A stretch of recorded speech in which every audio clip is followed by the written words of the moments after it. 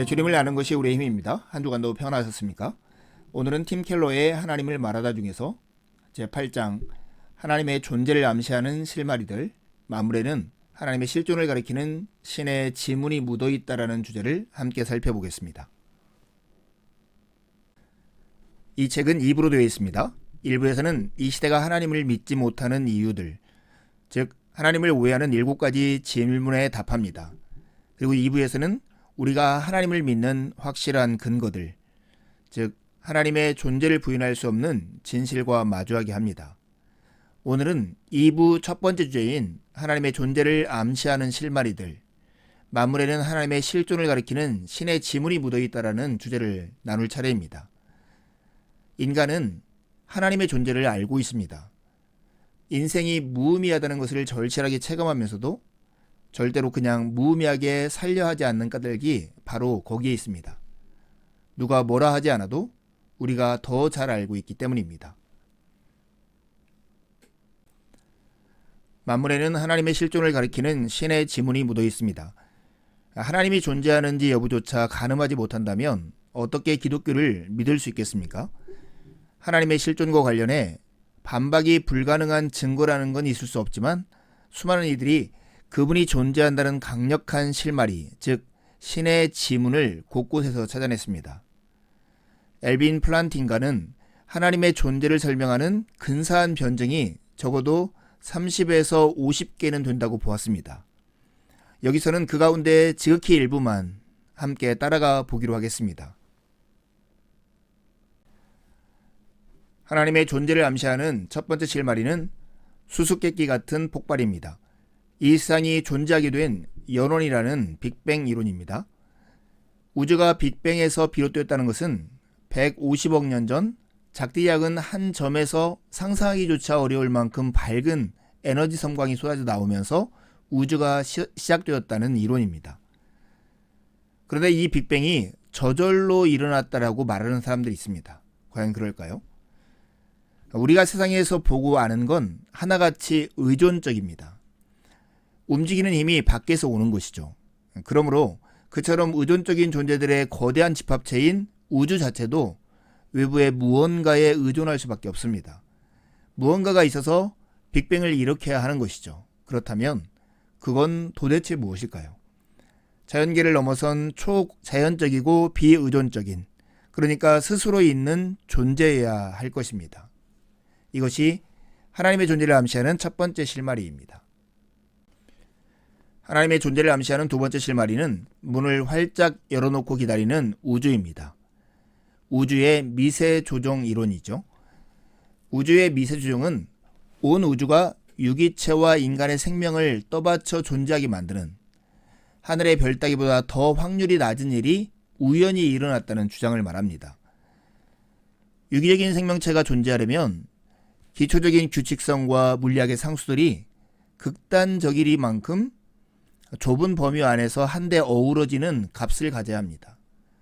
우연히 이렇게 눈금이 정확히 맞아떨어질 가능성은 너무나 희박해서 통계적으로는 무시해도 좋을 정도입니다. 그렇다면 창조주 없이 생명체가 우연히 생길 수도 있지만 가능성이 그토록 희박한 가정을 사실이라고 믿으며 사는 게 과연 타당한 노릇일까요? 이것이 바로 하나님의 존재를 암시하는 두 번째 실마리입니다. 하나님의 존재를 암시하는 세 번째 실마리는 자연의 규칙성입니다. 과학적이고 귀납적인 추론은 자연의 규칙성, 쉽게 말해 오늘과 조건이 동일하다면 물은 내일도 끓여야 한다는 가정을 토대로 삼습니다. 귀납적 방법에는 관찰된 사실을 같은 종류의 모든 사례에 적용하는 일반화가 반드시 필요합니다. 귀납적인 추론을 거치지 않고서는 경험에서 아무것도 배울 수 없고 언어를 사용할 수도 없고 기억에 의지할 수도 없었을 것입니다.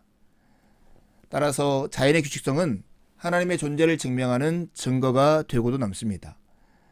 만물이 지금처럼 세상에 있게 된 연유를 모르겠다라는 말을 인간은 입에 달고 살지도 모릅니다. 그런데 이 말은 하나님이 살아계심을 암시하는 실마리로 썩 유용합니다. 하나님의 존재를 암시하는 네 번째 실마리는 아름다움과 의미입니다. 신성한 갈망과 채워지지 않는 욕구가 그런 실마리라는 것이죠. 어거스틴은 채워지지 않는 이런 욕구들이야말로 하나님의 실제에 다가서는 실마리들이라고 설명했습니다. 어떻게 그럴 수 있을까요? 저녁으로 스테이크를 먹고 싶다는 욕구를 품는다고 해서 바라는 그대로 구운 고기가 밥상에 오르는 것은 아닙니다. 그러나 허기가 원하는 음식을 얻을 수 있다는 보장이 될 수 없음은 분명하다 할지라도 식욕이 있다는 말은 곧 음식이 존재함을 가리키는 것이 아니겠습니까?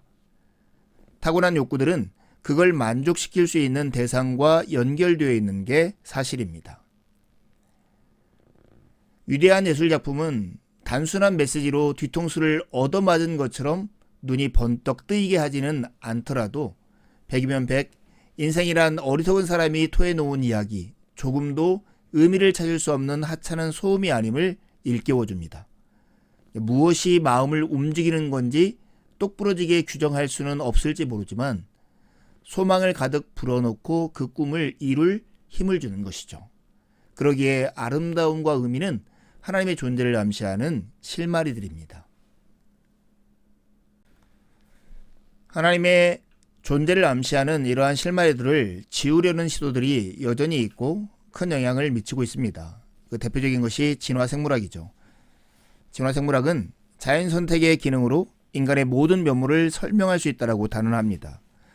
데니얼 데니스는 인간에게 종교적인 감정이 자리 잡는다면 그건 지난날 어떤 무리가 이러저러한 환경을 이기고 대부분 살아남는데 그 특성이 큰 도움을 주었던 적이 있었고 그래서 그 유전 부호를 후대에 남겨주었기 때문이라고 힘주어 말합니다. 진화생물학자인 데이비드 슬론 윌슨은 하나님에 대한 믿음이 사람들을 더 행복하고 이타적으로 만들어 주었기 때문이라고 해석합니다. 덕분에 그 가족과 부족들이 살아남았으며 늘 더 나은 친구들을 얻을 수 있었기 때문이라는 것이죠. 이런 주장이 설득력이 있을까요?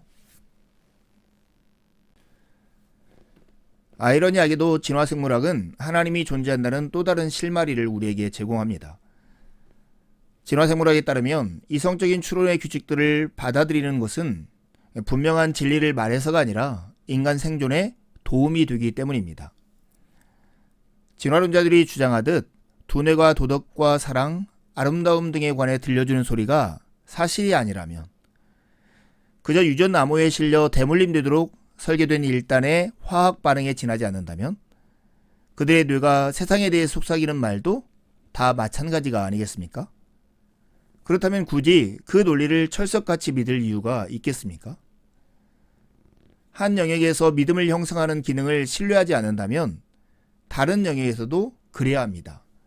하나님이 존재하지 않는다고 판단한다면 인지 기능을 전혀 신뢰하지 말아야 한다는 것이죠.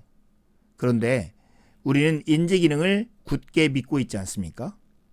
그러기에 이것이 진화생물학이 하나님이 존재한다는 또 다른 실마리가 되는 것이죠. 실마리를 지우려는 시도들이야말로 또 다른 실마리입니다. 지금까지 살펴본 실마리들이 실질적으로 하나님의 존재를 입증해 주는 것은 아닙니다. 어디에나 합리적으로 피해갈 길이 있죠.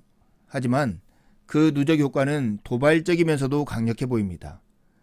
이들을 실마리라고 부르는 까닭이 여기에 있습니다.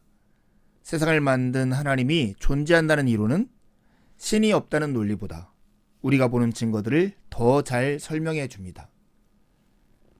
하나님의 존재를 부정하는 이들은 귀납법, 언어, 인재기능 따위를 총동원하지만 그것들은 모두 그분이 온 권능을 다해서 우주를 짓고 돌아가게 하신다는 사실을 그 무엇보다 선명하게 보여주는 도구들입니다.